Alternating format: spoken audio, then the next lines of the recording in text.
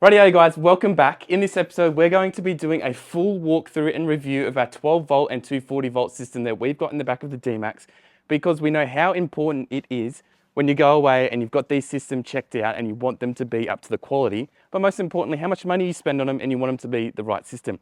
So we have 3 years experience of exactly this 12 volt system, so we can give you a full run through of the good and the bad. But most importantly, we're also going to be doing an install video at the end of this of our new 200 amp lithium slimline battery that goes behind the back seats. Like my food videos, I'm going to swap roles with Samuel and I'm going to be his assistant this time while he explains this 12 volt system. I'm also going to break it down for you to be easier to understand if you're like me and don't get it all. Now, the reason why we're doing this in the shed is because we wanted to make this as relatable as possible. We know before you go away on your trips, you do all of your prepping and your planning at home before you bugger off out touring. So that's why we wanted to start it here, because if you are out bush and you are having to fix up or do your own things, there's only ever 2 reasons for that. A, something's gone wrong with your 12 volt system, or B, you're having to get rid of something and replace it because it's just absolutely giving you the shits and you want to change the whole entire idea. So let's go out bush and give you a real life rundown on the 12 volt system setup and our perspective on it, with a review with the goods and the bads on it. Yeah, absolutely. So let's get out there. Rightio, so Maddie and I packed the car and we head out to one of our most favourite spots right on the base of the Victorian High Country at a place called the Paddy's Rivers Dam. We just happened to snag one of the best sunsets that we have seen in a long time whilst driving out to one of our camp spots, and decided to pull over, relax and have a quick look at it before we arrive to campsite and get into the video. So let's talk about 12 volt systems, and most importantly, our 12 volt system, because as you know, you can spend everything from $100 all the way up to the thousands and tens of thousands of dollars to spend to run all of your equipment. So depending on the right 12 volt system set up for you will come down to 2 main things, based on where you are in your touring journey around Australia, but most importantly, your experience. So whether you're a weekend warrior going on the occasional trip or a full-time traveller, but most importantly, your budget and what your own needs are to run your own 12 volt system. All right, so Mads and I are extremely curious as to what other people out there that are touring Australia are running in their own 12 volt systems. So it'd be fantastic to hear from you guys as viewers, to drop in the comments to see exactly what you guys are running in all of your systems. I'm definitely curious to see what you guys run compared to us. So before we get into our big review of our big current setup that we've got in our 12 volt system, we sort of wanted to bring you back on the journey that we've gone in over the years of basically where we started with our very simple 12 volt system, and showcase basically all the things that went really good and the things that went really bad, and basically what our setup was and where it took us at the time. And then we'll go all the way up into the big 12 volt system that we got up behind us, and we're going to showcase you all that as well and show you the good and the bad of that. And our journey started basically when we moved into why we needed a 12 volt system, was because we were heading up to Moreton Island with a couple of mates for a couple of weeks. So that system basically composed up of 3 main components. We had a second-hand 100 amp hour lead acid battery connected up to a solenoid that was sitting basically in the front engine bay that connected the front battery when the alternator was on to the back. So there was no DC charger that was basically telling the battery to keep pulling amperage to basically fill it up all the way up to the top. So what that meant at the time to us was that we could only fill up our deep cycle battery to 80 to 90% absolute tops. And as we know, with the older cycle batteries, those lead acids and AGMs, you can only run them down to about 50%. From my perspective, what worked with our 12 volt system at the time was it was great in regards to running our phone batteries, but also to run that fridge. Downfalls were if we were somewhere a couple of days, the fridge would not run. And also, I wasn't able to charge a laptop if we were to stay somewhere for a couple of days to watch a movie. For example, when we're out at Moreton Island. Also, back sealing for food was delayed because we just couldn't run it. So we had to get everything back sealed somewhere else. All right, so the next 12 volt evolution Maddie and I had basically from that Moreton Island trip was we needed more power, but most importantly, we needed to know how to charge all of our equipment. So the first thing we did was we got rid of that lead acid battery. We went and got a 120 amp AGM battery, and then we got our DC charger. So that meant that we had more power within the deep cycle battery itself, but we knew as soon as we were driving that we were able to charge it efficiently all the way up between that 95 and 100% area, because obviously you got that float range. But just as importantly, as we saw over here, we decided to get a solar panel. And at the time it was only 150, 200 watts, but it did the job. because we knew that we wanted to get an upgrade on the fridge because we were about to head around Australia for 12 months, an endeavour on that trip that basically started this whole Nomads and Sam thing. Some of those things was an 80-litre fridge because we were going to be away for months, hence needing better fridge storage. Also our phones and laptops this time because we were going away for months and wanted the luxury of movies. And iPhones and a vac seal as well to prolong our food. As I said, we were going away for a long period of time. So just before we headed up, obviously, as you do before you go on a big trip, you do a couple test runs with all your gear and most importantly, a 12-volt setup to make sure it was all running smoothly and everything we needed. Now, it was going all smoothly, but as you know, we hadn't traveled for months at a time, so there were a couple of teething problems with a major one that happened up in the Northern Territory.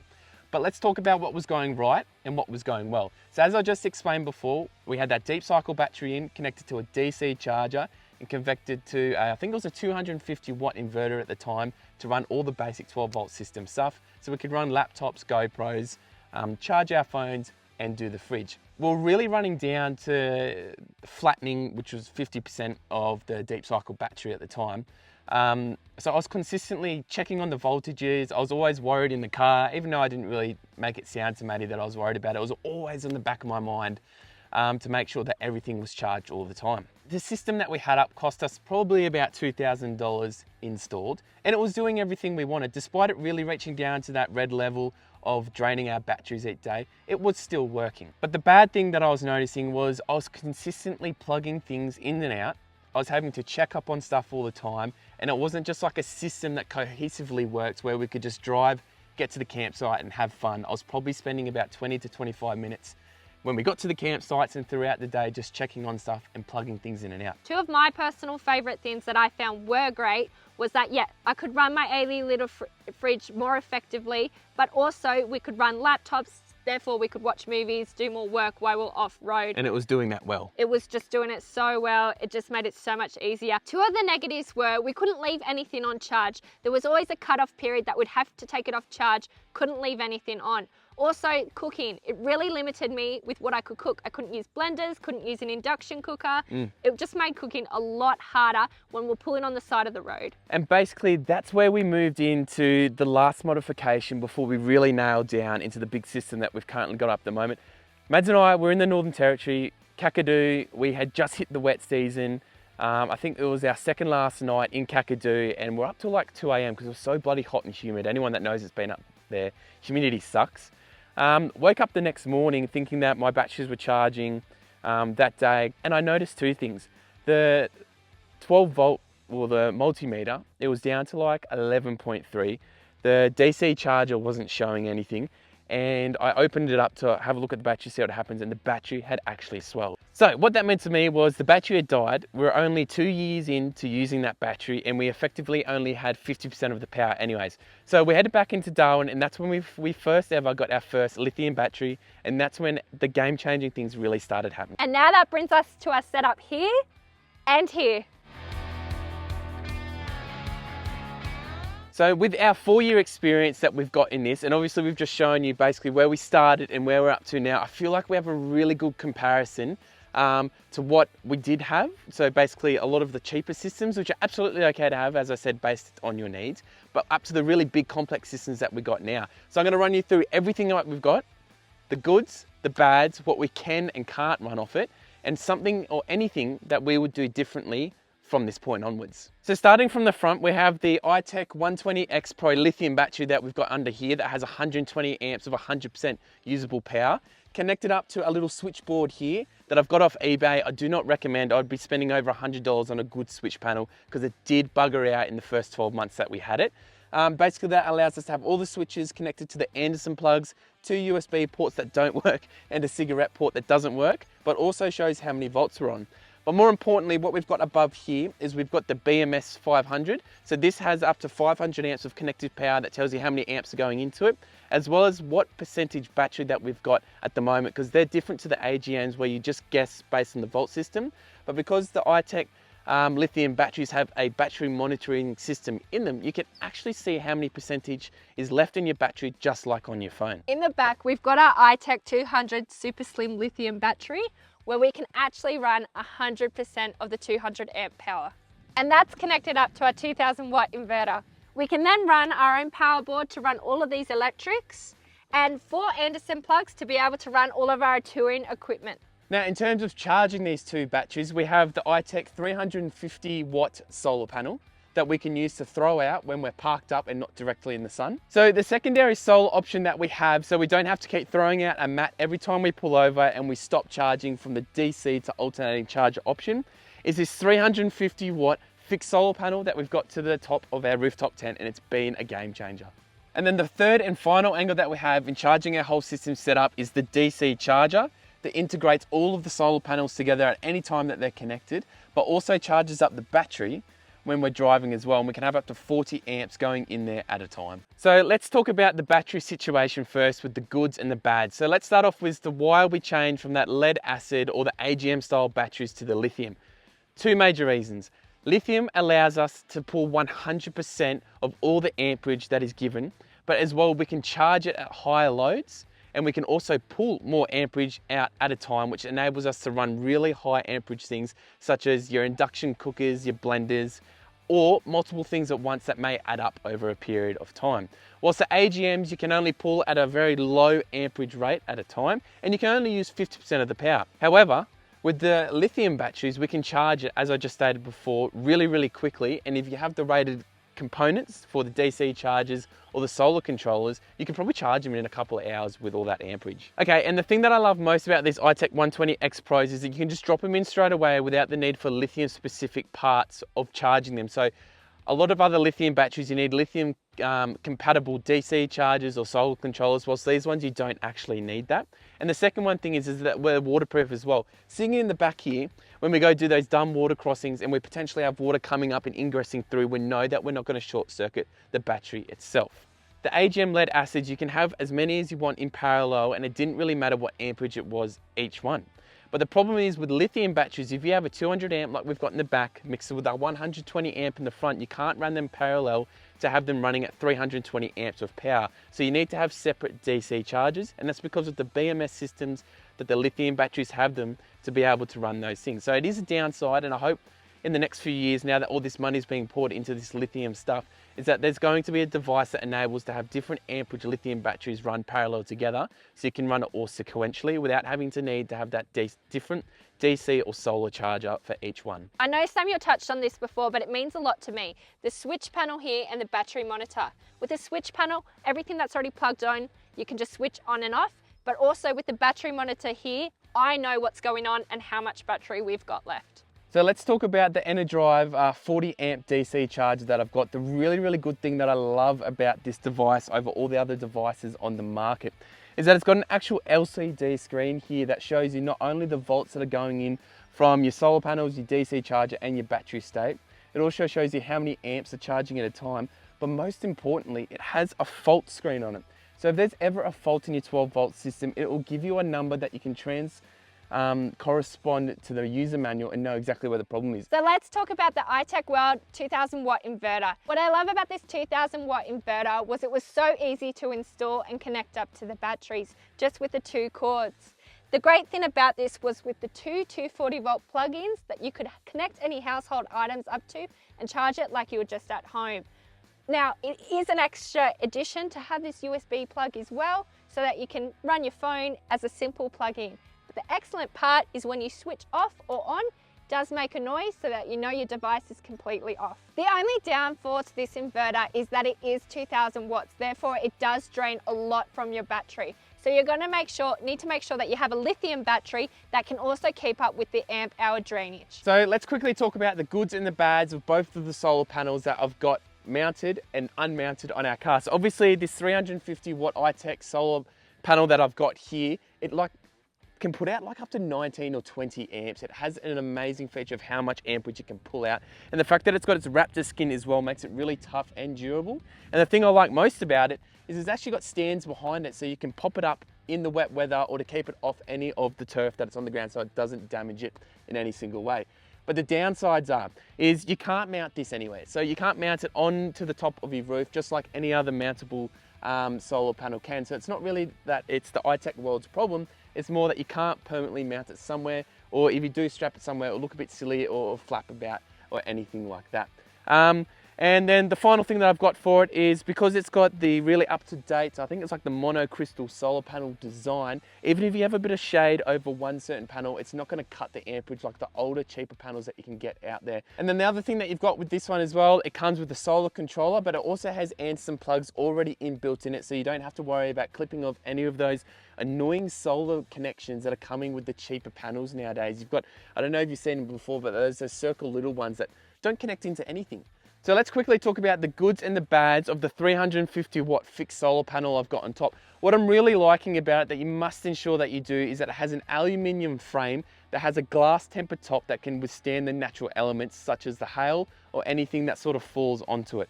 Okay, so that protects it from getting damaged at any point as opposed to any flexible solar panels that can be easily damaged or scratched. The second thing that I really like about it is that it is 350 watts, so you get an incredible amount of power up to like that 18 to 20 amp powers, just like I have with the foldable one.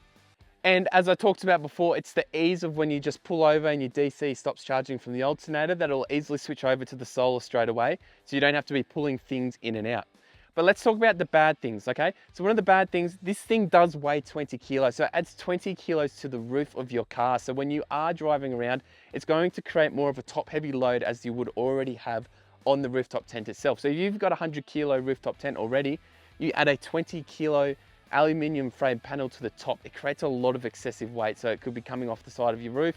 And one of the things that you must ensure also with these is you have to create about a 2 or 3 millimeter gap underneath it so you get that airflow so it doesn't cook the underside of it and ruin all of the electronics. All right, so now we've shown you our whole system individually with the goods and the bads. Let's just have a quick recap and a collective stance as where we stand with it. This system is very advanced. This costs us between $5,000 and $10,000 and is very expensive. But because we are doing a lot of touring, we have a lot of devices that we run, it's actually very important that we have that high amount of amperage as well as all the charging capabilities that we provide. But I'm very stoked with everything that we've got so far. So let's talk about all the gear that we can now run off this amazing setup. This allows me to run an 80-litre angle fridge. It allows us to run all our lights and to be able to run a water pump which is connected to 50 litres of a water tank underneath. And we've got the 2000 watt inverter, so then we can run a panel board here to charge multiple items like our phones, cameras and laptops, but can also on the inverter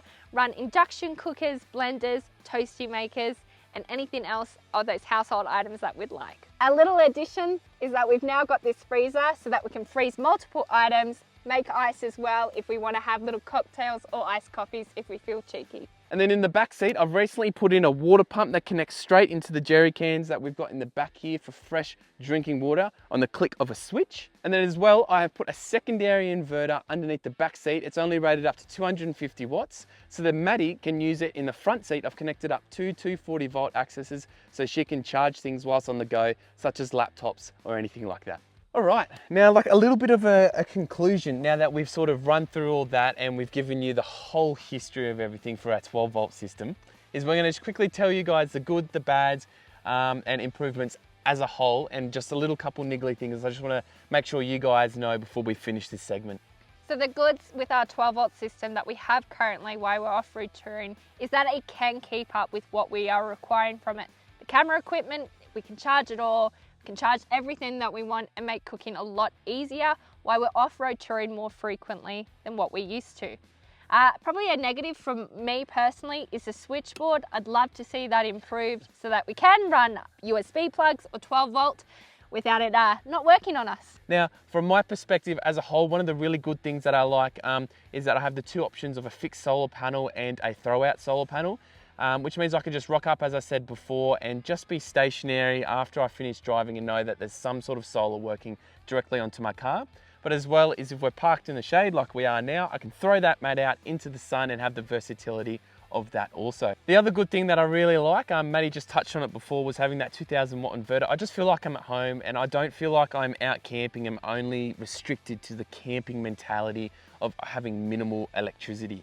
And then the final good thing that I can highly suggest is those lithium batteries. Hey, like they're not new, but they're new in sort of the touring aspect of things, and spend that extra few $100s and get that lithium battery. Like, it doubles the amount of power that you have from those old AGMs, and they're so much lighter, so much versatile for that extra few $100s that you can spend on them as well. But I think the only negative now that I have for this setup, because obviously I've been perfecting it over years, so there's not too many negatives. I've been working in and out, but the recent one is throwing that solar panel on top of the rooftop tent, an extra 20 kilos for the 350 watts. Is probably a bit much. I really feel it up there. So I would love to be able to go to one of those flexi panels that you can throw on top and don't weigh anything, but I also don't want to run the risk of it stuffing out in 12 months. So it just comes to show that with your 12-volt system set up, that it's up to a personal preference. If you'd rather to have a luxury like we do and spend a bit more money, and especially if you're off-road a lot more, or if you don't go off-road as much and have a bit less money, to choose a system that will work for you personally. Yeah, don't forget, like, we've been in all the stages we've shown you, from the most simplest setup to the most complex. But the more complex you get, you need to know more about your system, because if something goes wrong, you do need that extra knowledge as well. So sometimes keeping it simple really does make the difference.